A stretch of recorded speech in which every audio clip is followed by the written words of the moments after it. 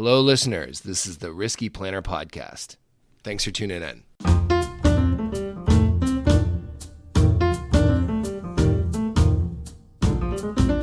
So, what's good, Albert? Nice to see you. Hey, Nate. Yeah, man, you too. It's been a hot minute since we've hung out in person, and that trend continues because it does. We're farther away than ever before. I know you're doing some. You're on a trip for an extended period. You're doing some really cool work that we'll get into. But where are you? Just for our listeners. I'm in Dubai, which is the amongst the Kardashians of the United Arab Emirates, it's most definitely the Kim Kardashian of the United Arab Emirates. Okay. Okay. Are you proud of me for making a Kardashians reference? I am proud of you. I was going to say, depending on who you are, that could be like a good or a bad thing. It's all perspective, but I think the most flashy, the most famous, arguably the most beautiful. That's where I was going with that. Interesting. I've heard great things about Abu Dhabi too, and that's where our office is. But you're in Dubai right now. How is it? Yeah. Generally, it's pretty interesting. I mean, that sounds like I'm all negative on it. I'm not. I really like it here. Mm-hmm. But we were talking off mic. Well, not off mic, but we were talking off record earlier about kind of what it means to travel and like trying to look for opportunities to do as much of that as you can. And that seems to be like the reason why everybody is here, okay? Because it's not like it's just chock full of people who are from Dubai or Abu Dhabi even. This is very much an immigrant city. There's so many people around from all over the world. Like I've met like one or two people who are from here, and everybody else is from other parts of the Middle East or from India or China or elsewhere, Southeast Asia. Lots of Brits. Mm-hmm. The empire is very well represented here. Number of Canadians and Americans as well. They love their Americans here, so it's a safe space for Americans. It was described to me as a safe space for Americans. Really? My first trip out here. Okay. Yes. What do they mean? Safe space? What do you mean? You and I both carry multiple passports, right? That's right. So I don't know about you, but I strategically select which passport I'm using. 100%. That I'm going. Absolutely. And I'm not going to put any value judgments on that or explain why I do it or where, but I am going to say this. Here, it'd be fine to use either. Yeah. Okay. Because I also do. I'm strategic with my passport use.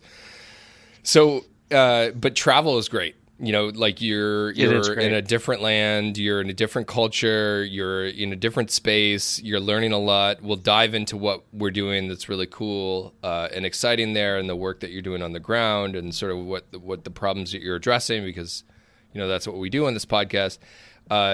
Your travels remind me of the time almost 20 years ago when I ended up going to Cebu, the Philippines, to I was traveling, but I landed.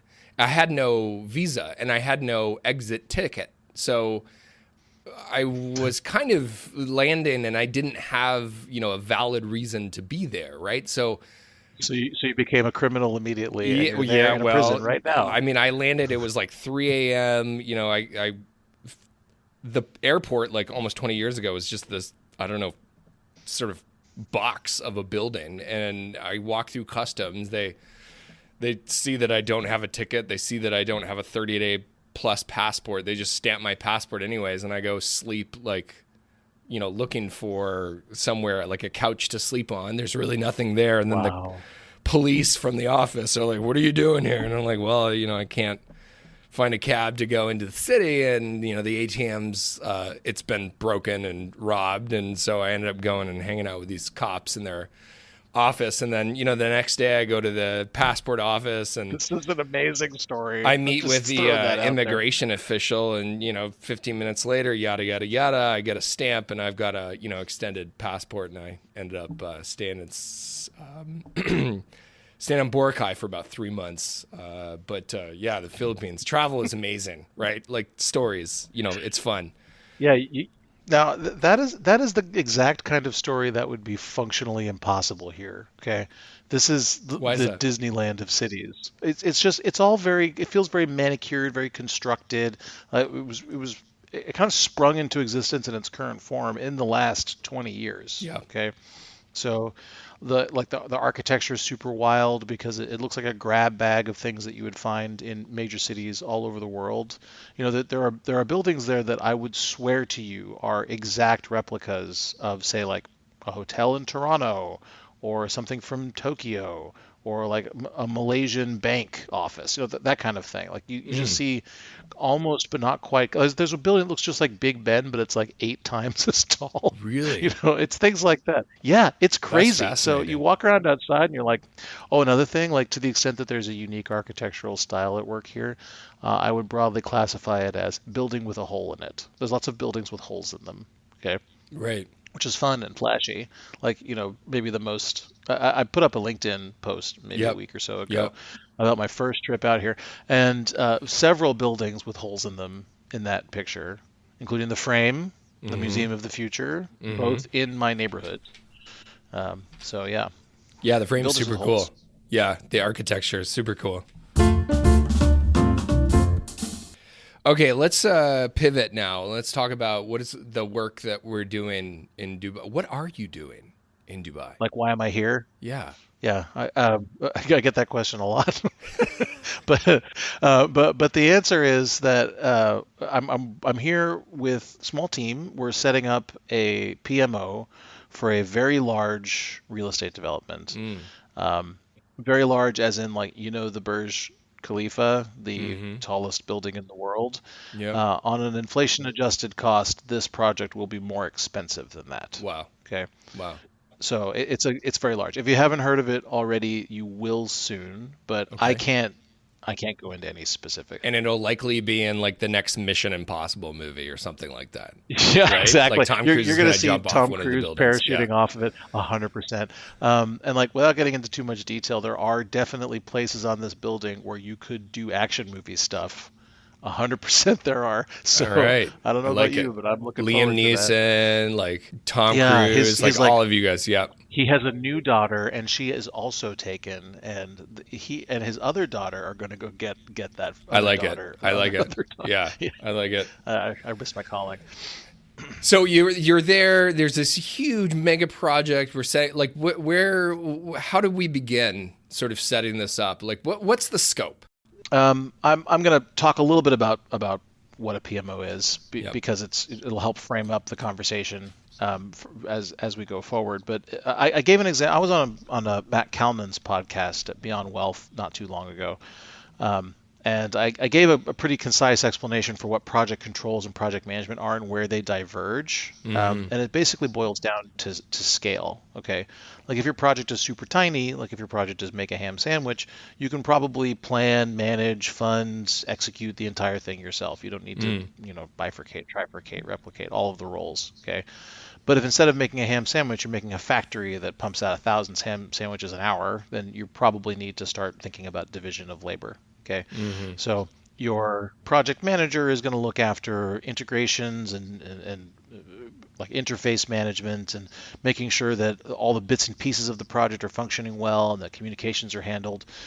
Your project controls manager is going to look after the cost and schedule of it, make sure that things stay on track, make sure that you're not costing too much, that trends are looking good, that the contractors know what they're supposed to be doing, they're following the rules, all that stuff. And that's what would happen on like one project. You'd have a project manager and some project coordinator types, and then a project controls manager and some project controls coordinator types, people doing the cost and schedule, change management, and risk work. Okay. And estimating. Lest I forget estimating. That's one project. So on multiple projects, like let's say instead of building that one ham sandwich factory, we're building a bunch of them. Okay. Like we're going to build a whole park devoted to the manufacture of packaged sandwiches. So we've got the ham sandwich building, we've got the turkey sandwich building. We've got out of respect for all of my friends here in the UAE, we're going to have one where no pork is allowed in the building whatsoever. I like it. It'll be the chicken sandwich building. Okay. Club sandwich as well. Got to have a club. Yep, absolutely. Classic. Sorry, I'm taking you on a tangent. We'll do it with beef bacon. Yeah, that's okay. Because I should talk about beef bacon at some point because it's all over the place here. But anyway, so yeah, we'll do a turkey beef bacon club sandwich building as well. Why not? And you're going to have roads and an infrastructure plan that stitches all these buildings together. This is kind of similar to when we were talking about Wonder Valley on another episode. Yep. So this has ceased to be a project and has now become what's known as a program, like a bunch of related projects. Okay. So if you have a bunch of related projects and you need to do all the same project management and project controls functions on all of them, it makes sense from an efficiency perspective to centralize a lot of those functions into what's known as a project management office or a program management office. Either way, it's a PMO. Okay. Are we just like, is this like a rinse and repeat, or is the PMO sort of capturing best practices and then helping it scale? It is absolutely capturing best practices. It is absolutely looking after scale. It's absolutely going to cover off things like organizational change management, where we're going to make sure that the PMO processes are well utilized and quote unquote sticky, right? So to some degree that is a little bit of rinse and repeat. But the truth is, all of these things are unique in some way, okay?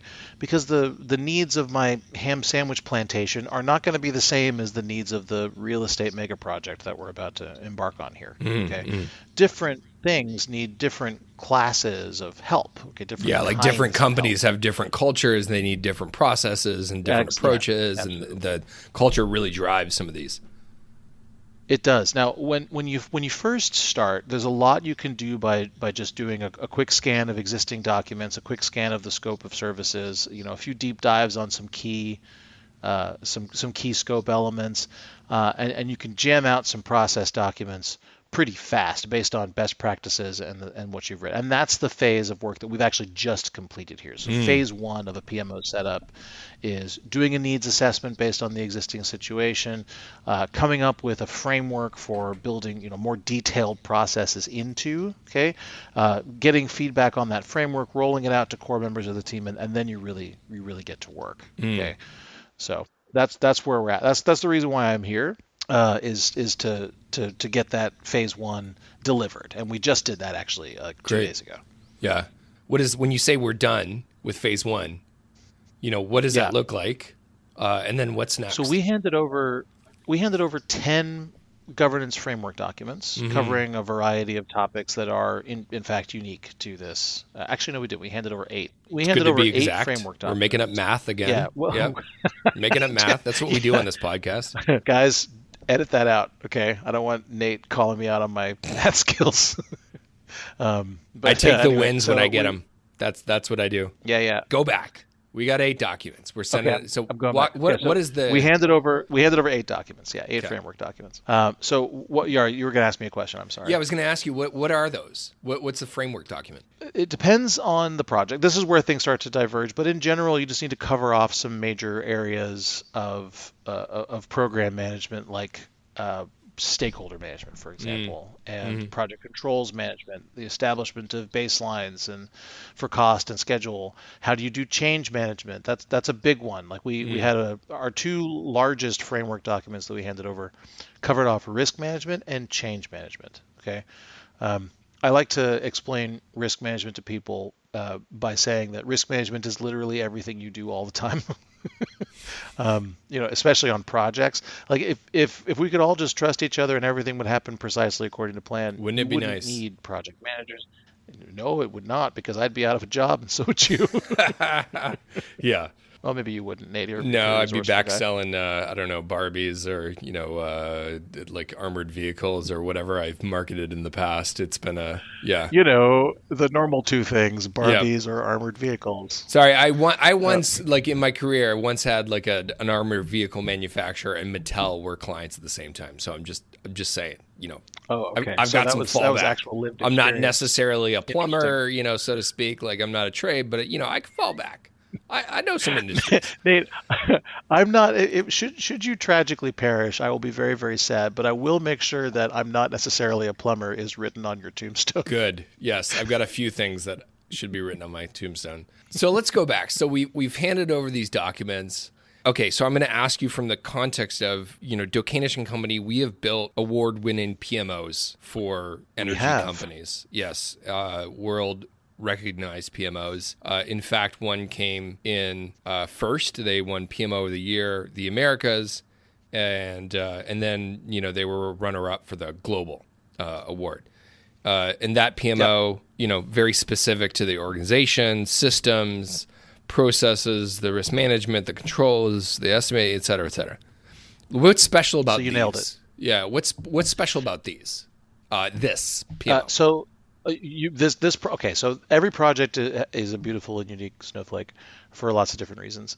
In this case, one of the sources of kind of uniqueness is the contracting framework. So the whole project is going to be built by a single purpose vehicle, a joint venture partnership between partners that I'm not at liberty to name. But they're all bringing something different to the organization. So one of the purposes of the framework documents was to spell out who's going to supply what services and how. Okay. You have to be careful not to create conflicts of interest when you're doing. What do you things mean like by that services? What services are we talking about? Well, one of the partners is a very well established company that is already doing business in the area and has been for a long time. Okay. So they have things like an IT department and HR, and they have office space and things like that. So part of the, what's known as, it's a shareholder agreement, is the contractual framework that stitches together the joint venture partnership. So one of the things that's spelled out in the shareholder agreement is, we're going to use services from this partner where it makes sense to do so, and we're going to spell out how we do that, somewhere else. Yep. The somewhere else where we're spelling out how to do that is the framework documents that we just handed over. Okay. Okay. So there's a connection. There's a real, at a fundamental level to how this whole JV is going to operate. That's really interesting. That's the right way to put it. Like at a fundamental level, we're basically writing, the rules and tools for the frame for the entire joint venture. Yes. How do you balance the standardization with the flexibility or the uniqueness of this project versus others?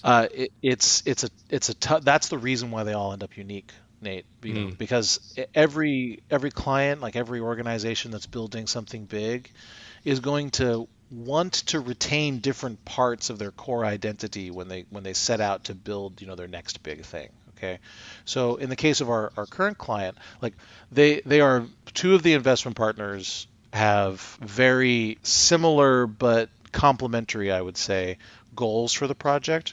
Where one is very much we do this all the time, we're going to get this thing done, like we're going to build, it's a real estate development. Real estate developments are like what we do, and then the other ones are, this is going to be beautiful, it's going to be high spec, it's going to be ultra luxury, we're going to capture a market share that doesn't even exist yet, like so high end it'll blow your mind, like that kind of thing.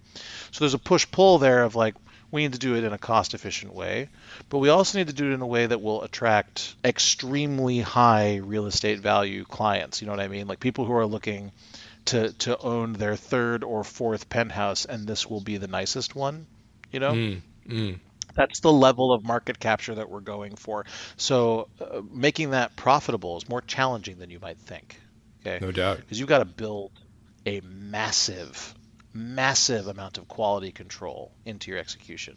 What kind of quality control? Level. Yeah. What do you mean by quality control? Well, that's yet to be determined. So like in the framework documents, what we're doing is putting like the balancing act in place, where we're saying we need to have a change management framework that will allow you to suggest cost optimizations, but we need to make sure that someone from the fancy real estate development side of things is looking after all of those cost optimizations so they don't compromise the end product. So how specifically are they going to make that judgment call? We don't know yet, but we put that they need to make it in the framework document. Okay. Just one example. Yeah.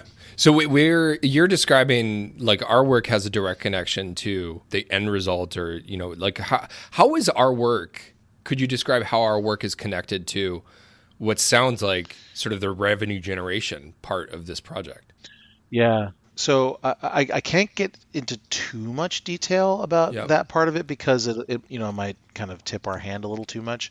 But like any large project where sales are involved, sale. And by the way, all you have to do to understand what I'm talking about is take one walk through the Dubai airport.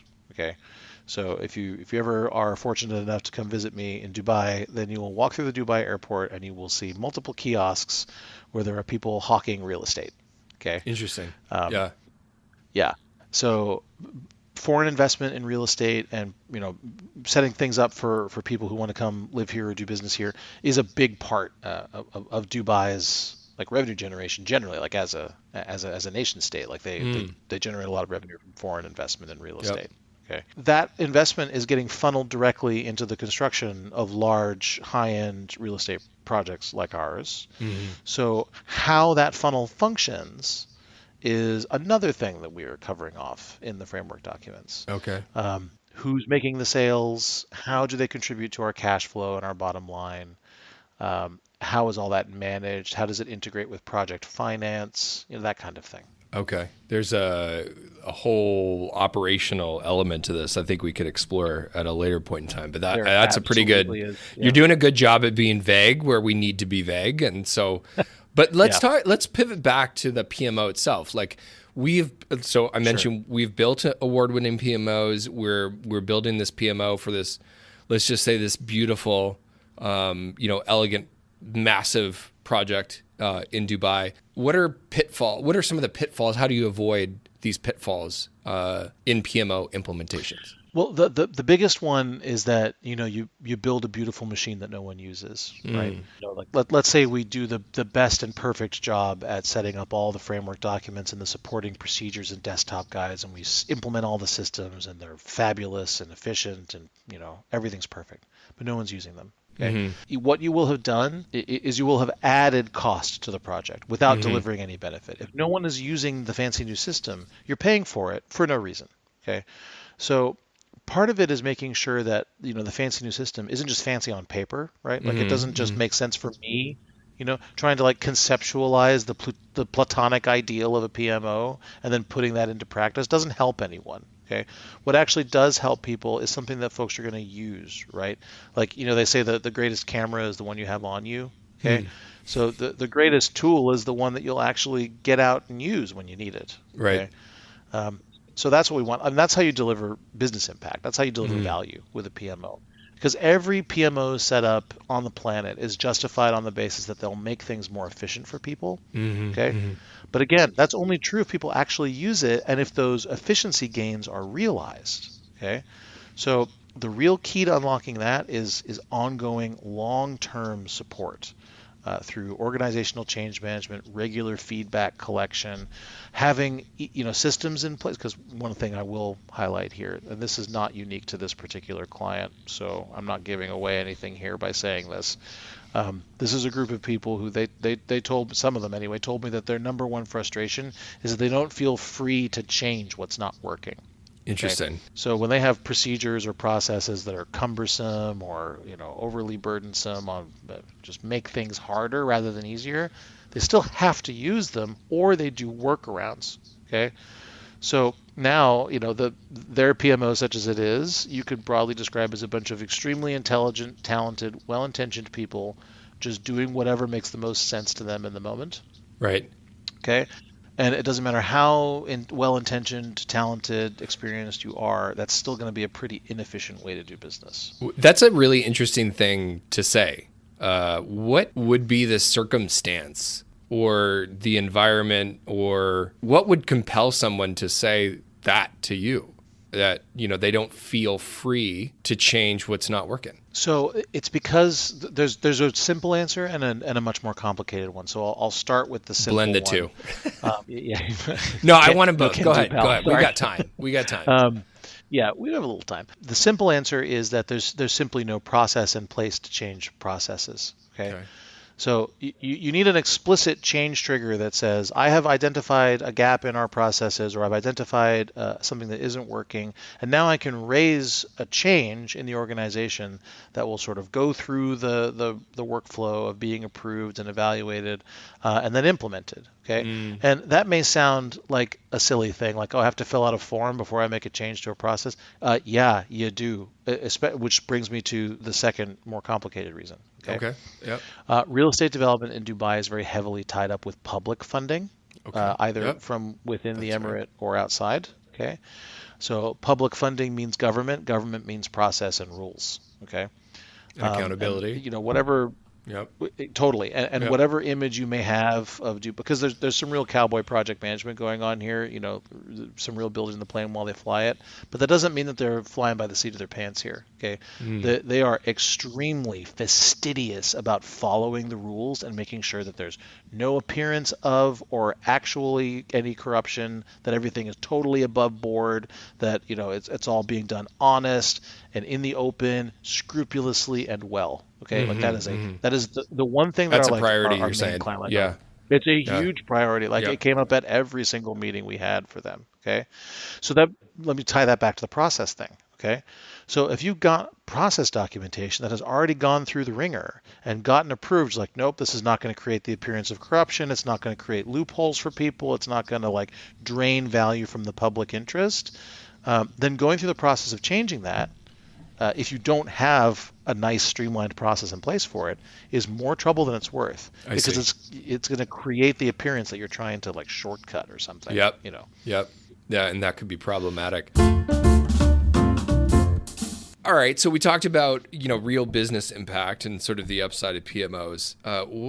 Why do a lot of PMOs fail to deliver real business impact that you've just described? Well, we definitely covered off one reason, which is that they're not open to or able to be changed. Yeah. Right. And that's a very serious problem. But it's not the only one. Another one is that you have some PMO setup companies, so that's what they do, right? They show up with their packaged process and they throw it at it, say like, we've done this to, we've managed billions of dollars of work, and here's our process for doing it, and like it's a big old fat stack of documents, and here you go. And I want to make it clear, there's nothing wrong with that. Okay, that is a great place to start. Okay, It is not, however, a great place to finish. So that brings me to thing two, which is relevancy. Okay, if you have the fat stack of excellent processes, it's a little bit like what I was saying earlier about having like distilled the platonic ideal of a PMO from like the celestial ether and then implementing it doesn't really help anyone. Okay, that's effectively what happens when a lot of companies set up PMOs, is that they bring their big book of rules, they slap it on the desk, they do a light coat of paint over top of it, change out some icons. And I'm not being totally fair about this, but that does happen. Okay. So when that happens, you can reasonably expect the people on the receiving end of that to be like, I don't know what I just got. Okay. Yep. Or like, there's a lot of things in here that don't apply to me. Or, what am I even supposed to be using? So you wind up with a really excellent set of processes that have been battle tested and are great, that just aren't usable because the people that you've directed them at don't know how to use them. So training and clear roles and responsibilities that are tailored. You have to be willing to break something if you actually want to improve it sometimes. Yep. And that's definitely the case for this kind of like process documentation. Like if you have, an intricate clock that but it's not running, but it has a beautiful crystal. And if you wanted to take the make the watch run again, you have to take the crystal off. And to take the crystal off, you got to break it. Okay. Well, your two options are, you have to get rid of your beautiful Swiss clock by breaking the crystal and putting a new one on, and it'll never be the same again, but it will run. Okay? Or you can allow it to continue to not run, and it just looks pretty on a shelf forever. Or both you can totally smash valid it. options. You can Or smash you can it. just you can take it out back, take a bat to it. Yeah. That's the jackass version, but yeah. So relevancy is a really, relevancy matters in so many places.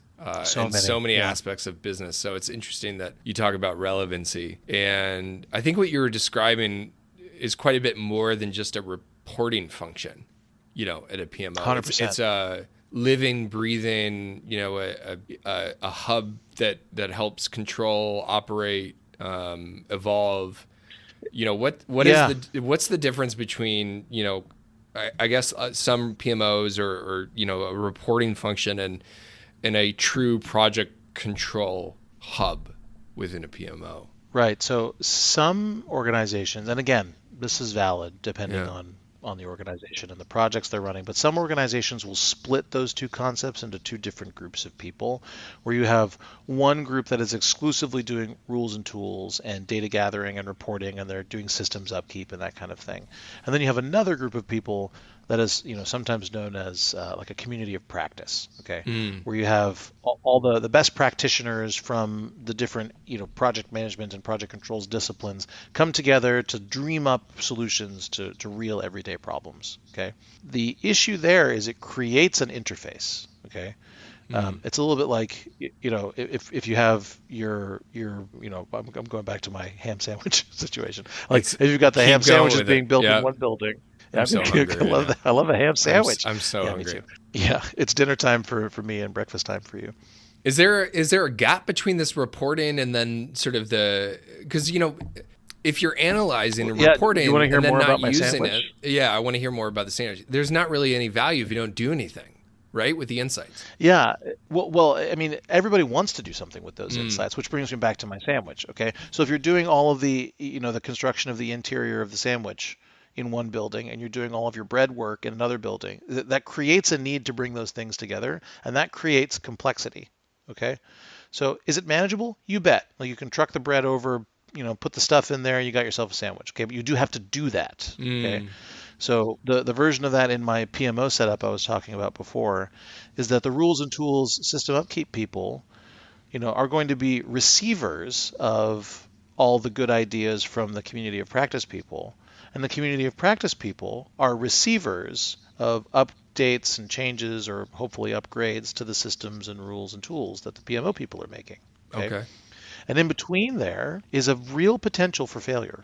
Okay. Because you're playing a game of telephone whenever you hand things from one stakeholder group to another, and we all know what happens in a game of telephone. Things get scrambled; they don't work as well as they should. Okay, it's funny. I'm usually the one that changes the message, but yes. Oh, you're that guy. I am totally that guy. Yeah, always. Oh man, Nate. So what is this interface? What are we talking about? Like what's the nature of that? You were just about to describe it. I mean, yep. Yeah, I mean, well, I'll tell you what that interface is in a word. It's optional. Okay. So this is why when we set up PMOs, they aren't just one or the other thing. Like we don't offload the big idea stuff to some other phantom group of people. The big idea stuff comes internal to the PMO, done by the same group of people that are managing the rules and tools and systems and data and stuff. Okay. So you got subject matter experts that, I used the term battle tested earlier to describe procedures, but you need people who have done this before, right? Who've done, in this case, large real estate development work before, okay? Who know what the challenges are going to be and can work directly with project teams to help them solve those challenges and also collect their feedback so that or like this PMO person knows what kinds of stuff needs to change and what kinds of stuff these people need. Okay. Right.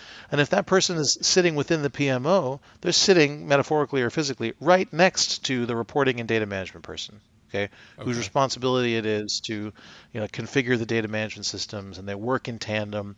There's a lot of research out there that says that like if you build a diverse cross-functional team, the expertise actually matters less. Like expertise and experience matters less than having a diversity of opinions and a cross-functional teaming mindset where ideas are given like room to breathe, and there's at least somebody kind of minding the store, so to speak, in terms of how they get put into practice. Lots of research indicates that that's the right way to do big idea decision making and make real change happen. Okay, so if you know that, then you know that separating your big idea people from your data and process people, all it does is it de-cross-functionalizes those teams. You no longer have a cross-functional team. You have a functional team.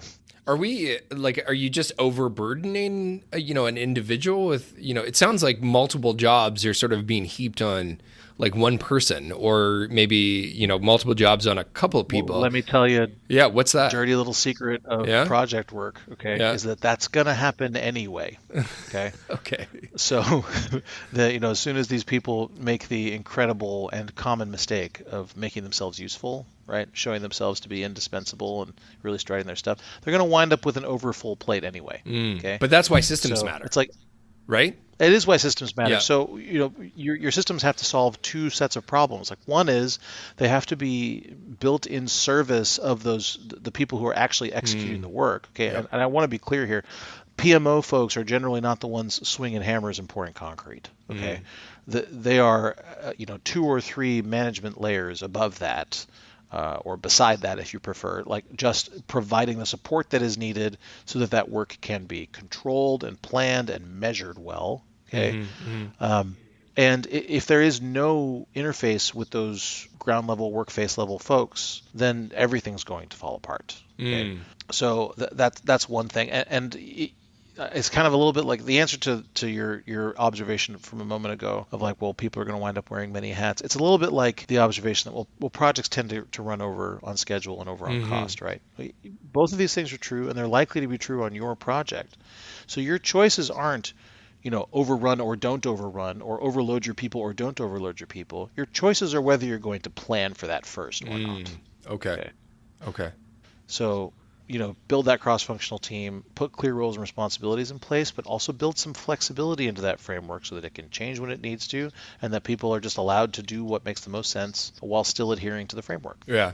So relevancy, process. What are some other best practices? If you could just summarize from the conversation, I think there's a few. Yeah, definitely want to throw flexibility onto that list. Flexibility. Systems are important. There's a lot of data that's going back and forth. The word that ends in Y that I'll use for systems and data is maturity. Okay. You need system and data maturity. And to explain what a mature data environment and what a mature system looks like, I'll first say what it. Yeah. How did I know? You know me too well, Albert. I know, Nate. We've done one too many of these. So what is maturity, Albert? Yo, what an excellent question, Nate. Thank you. So, of course, an immature system is the easiest way to explain this. Okay. So an immature system is like if you just throw caution to the wind and let all these very smart people do their very smart people business, however they choose to, they're going to wind up with functional stuff that does work. Okay. And it's all going to be built in Excel. It's all going to be a Byzantine maze of someone else's brain, which if you've ever tried to use someone else's undocumented work product before, even if that person is, a super genius whom you admire, operating their spreadsheet is going to feel like, taking a walk in the dark through a maze you've never been to before. Possibly entertaining, definitely not very productive. So, large projects often devolve into a series of loosely connected spreadsheets maintained by a cabal of disinterested people who are 2 or 3 steps removed from the person who actually built the dang thing. So that's immaturity, right? A disinterested cabal, by the way. I was going to say that was a great metaphor, and there's so many little ones that you threw in there. Yeah, I'm really waxing philosophic today, with my Platonic ideals and disinterested cabals. And maths, just creating maths. That's what we do exactly. here. That's right. But how do you fix that problem? Well, the answer is that you do have to structure things, okay? You have to do it intentionally, and you have to do it with the needs of the project in mind. And that sounds very weasel wordy, in part because it is, okay? Like, again, we can't really get into the specifics here, but, the nice thing about standing up a project with a joint venture that's a single purpose vehicle is that single purpose means like this is a whole new company coming out of the ether, like being distilled into existence to do this one thing, okay? And this company, we have another client, by the way, that's also setting up a single purpose vehicle to build something cool, okay? And they came to us and said like, well, how are we going to set this thing up? That is the best question that you can possibly ask is like, well, what do we need for this? So I'm saying all that to say that we have a great opportunity here to actually build the data structures and the systems from the ground up, okay? And say, we get to cherry pick the best of the best, okay? All the best systems, all the best data management schemes, all the best end user tools, like mobile enabled, 4D BIM, anything we want, we can just put into, a set of requirements, price it out, and as long as it clears the bar from an affordability perspective, we can do it. Right.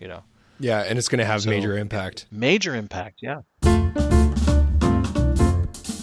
If you were to give, one piece of advice to a developer, what would that be? I assume this developer is setting out to do something big and beautiful and interesting. Yep. Then here's my piece of advice, and this is a pretty good piece of advice for anybody embarking on a new project, and that is, do not be too precious about the way things are today. Okay? Be willing to break your toy. Okay? because there's a pretty good chance that it needs to be broken so that you can have a cooler, newer toy. Right. Okay. And that could apply. So that definitely, like you said, applies to not only the developer, but I mean, a project manager, on the ground, working on a schedule or estimation. So thank you. That was really interesting. Yeah, absolutely. And, I'll close with this one thing. Like, every project professional has heard this at least once per project, every project, which is, well, I've been doing this before for 30 years and it's always worked for me. That's the truth.